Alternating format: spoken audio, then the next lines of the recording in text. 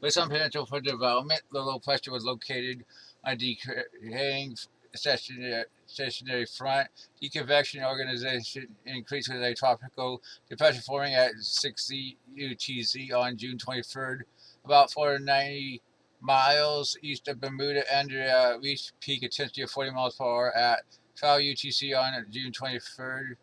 Andrea existed in a high pressure environment, leading to it having above average central pressure estimated through the Neif-Kearney relationship at 1,014 millibars.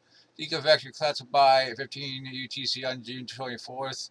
By 18 UTC on June 24th, Andrea degraded to an extratropical low and completely dissipated by 18 UTC on June 25th. Here's a picture of.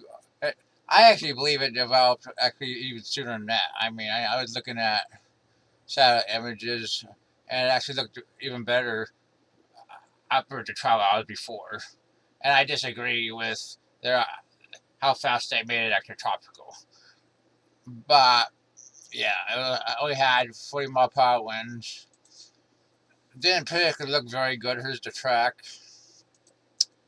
Here is the ANC thinking 600 UTC to 23rd became a depression. 1200 UTC tropical storm became a remnant by 18 UTC on the 24th. I believe it was probably depression back in here. I mean, of course, I'm also always in disagreement with the ANC. I mean, here's the track of it, as you can see. Um, yeah, intensity for our cyclone, pressure for our cyclone.